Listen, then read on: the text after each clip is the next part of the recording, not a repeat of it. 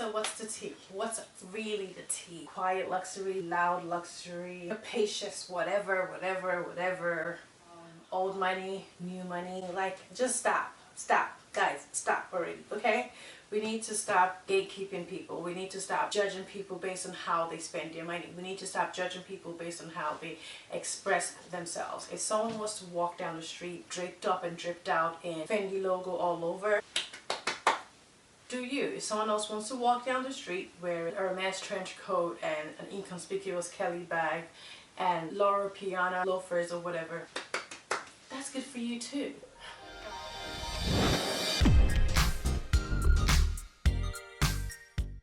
Guys, hi, welcome back to my channel. My name is Annette. I upload videos once or twice a week covering a wide variety of topics. We will talk about fashion, we talk about luxury, we talk about motherhood, we talk about career. I do lifestyle vlogs where you see me grocery shopping, doing dishes, taking care of my kids, living my life, living like a boss lady like I like to think I am. Hot mess. And yeah, all of that's covered in this channel, so if you like it, be sure to hit the subscribe button. Also hit the notification bell so you get notified whenever I upload a new video. So this thing's going on in social media, right? People talking about quiet luxury, ooh, quiet luxury, or loud luxury. What's that? So basically they're trying to say that old money equals quiet luxury, where you have the people in understated designer pieces that are very expensive, but it's kind of like, if you know, you know, the brands that are completely devoid of logo, those who patronize them, those who support them, those who are fully aware of the brand and are familiar with the brand, know the ins and outs of the brand and know the pieces and can recognize the pieces, versus new money, social media money, young money, as they say, where they tend to a lot of logos, and logos are in your face and it's screaming, I have money, I have money, I have money. So there's a sense of, not classism, but it's just kind of like, let's rephrase. So basically these two dichotomies have it so much so that, according to social media, the people who subscribe to old money policies and old money way of life and quiet luxury way of life are looking down on the people who wear extremely loud designer pieces, or who like logos, who are logo hoes and logo manias. And I find it very interesting because I would classify myself more in the understated side of things, especially before I had kids. I wore a lot of tweed dresses. I love Hermes, I love Chanel, brands that I like. I don't really have a lot of pieces that just scream logo, logo, logo, logo, logo, but style evolves. That's the crazy thing. Style evolves, people change, things change. But then I started having children and I realized that I wanted to be more playful and added some more funky pieces. I just think that you need to be true to yourself. If you like something, then buy it. Rock it the way you see fit. Rock it the way it works for you. Yes, I do lean to the classic side for sure. I'm more of a neutral person. I do take calculated efforts to wear more colors and more prints. But for the most part, I'm a neutral girl and I tend to stay clear from too many things going on. But I remember visiting Switzerland, one of the most wealthiest countries in the world, where you have billionaires walking down the street, and I saw a lot of people who had a lot of money, generational wealth, dripped up and dripped out in head-to-toe logos that I ordinarily wouldn't have like pictured them wearing or wouldn't have expected them to wear, just because I thought that people who had money don't dress a certain way. People who have money only wear like a white t-shirt and jeans. That's when I realized 6 years ago that overgeneralization actually can be judgmental and can lead to a problem. So because you see someone who's wearing a crisp white t-shirt and a bag that's devoid of any identifying logo, that doesn't automatically make the old money recipient slash a follower of the quiet luxury dichotomy. That may just be their style. On the other hand, the fact that you see someone wearing a Fendi or Gucci, and I'm using these brands because they're the ones that have loud, I won't say loud, but they're the ones that have heavily patterned, recognizable logos that people tend to wear. And when you see someone wearing that on the street, it shouldn't also automatically make you think like, oh, they're actually new money. They haven't been exposed to money before, and that's why they want you to think they're actually saying, look at me, look at me, look at me. No, they're not. It's just their style. It's just what they want. It's just what they like. For example, I bought the Fendi bathing suit, and I was like, oh my God, this is so unlike me. It's so much logo, it's a lot, it's a lot, it's a lot. But it actually has the perfect, most beautiful cut that I've ever seen in a bathing suit. It is so well designed. It is so flattering. It's flattering for my body type. It's so well put together, and it's versatile because I can wear it as a bodysuit. Like I can put it on, wear jeans, a white button-down shirt, and open it in the front, and Bob's your uncle. I have a nice outfit already put together by virtue of just doing that. So I felt at that point that usually not necessarily my style, but it's what I like, and style transforms. So the fact that you like a certain style doesn't box you into a category. Now, I'm not any old money recipient. I don't come from generational wealth per se. My dad is a doctor. My mom is a college professor.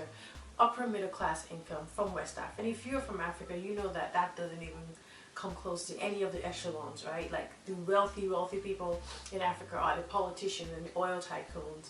What I do have is a solid background in education and professionalism and a family deep and rich in love and discipline and Christianity that has given me this essential skills to be able to do what I'm doing now and live the way I'm living now. But I also tend to dress on the conservative side. You know, I love my button-down t-shirts, I love my good blazers, I love my lovely dresses. I am less likely to buy a Gucci shirt. Did want that Fendi dress, but it's really not my style. So I think it's a more stylistic thing for me, and if it's that way for me, then it could definitely be that way for many people across the board, across the aisle. Like that's what they like, that's what they want, that's what they feel like is great for them, that's what makes it comfortable, that's their self-expression. So who are we to judge? You know, we have these people on social media talking about, oh well, this is what you do, you want to look like old money, you wear the same color coordination from top to bottom. Not necessarily. You can wear that and then you can end up looking like a Teletubby. You know, you can wear that and you can end up looking frumpy like a grandma. It's not about cutting and pasting what you think you want to look like so others can have a reflection of you or perception of you. It's more what you like and how that expresses and presents you to the world. If you like logo mania, logo hat, logo shirt, logo shoes, be my guest. Do you, stay true, and be you. Boo. Like Shameless Maya used to say. I don't know if she says that anymore. I haven't watched her channel in about 4 years. But yeah, if you want to walk around in a Purple Label Ralph Lauren shirt, well designed or not, significantly overpriced in my opinion, blow your life savings trying to look a certain way just because you feel like you need to present your Sunday best for whatever reason, do you? But just don't do that for the wrong reasons. Do that because you like the item. Do that because you legit like the look. Do that because you like the style, the vibe, what it brings to the table. Don't do that because you want to be perceived a certain way. Don't do that because you feel like other people's perception of you is going to change based on how you dress. No, I was at a Louis Vuitton store today buying one of the most expensive bags in athleisure wear. I literally wore a two-piece, $35 a piece that I got on sale from Fabletics with sneakers and my Chanel bag, and that was it. I didn't feel the need to get dressed up from head to toe in my most expensive clothes just to go there and present perception of me. I know what I have, I know what I do, I know who I am. So your perception of me and boxing me into a category, old luxury, new luxury, quiet luxury, loud luxury, that's just stressful.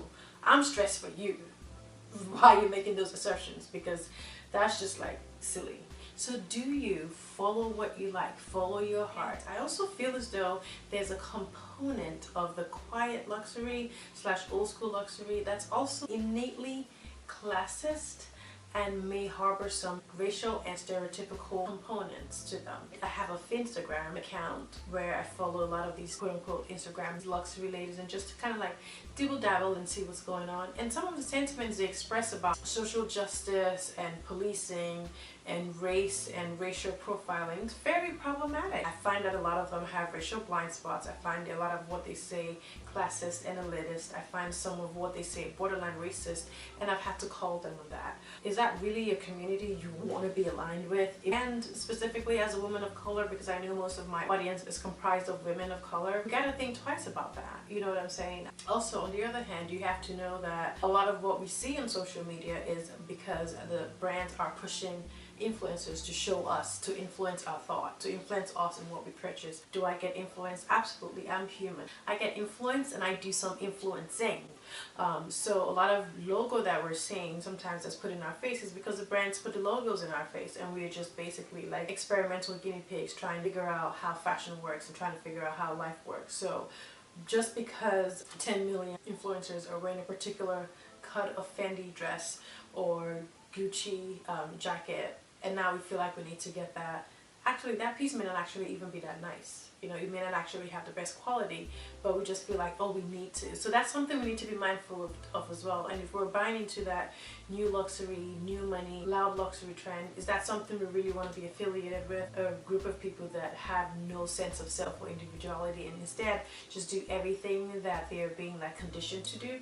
Think about it. So that's why I feel like there shouldn't be any two boxes. I feel like it should be fluid, where people wear what they want to wear, like what they like, live their life based on their own terms, and not give a flying flip about what anybody else has to say about how they feel, how they dress, how they look. Like Adonna said, express yourself. If you want to walk down the street in pink hair, do you. And if that's allowed in your profession, yay, great. I personally will not dye my hair pink, minus the fact that I'm an attorney and I do virtual meetings and I go to court. It's also just not my style.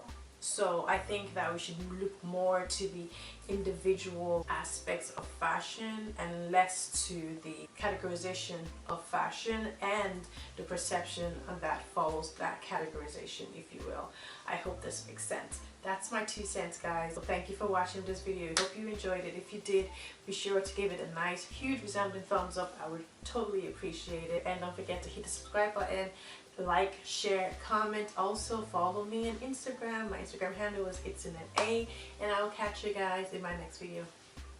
Bye, guys.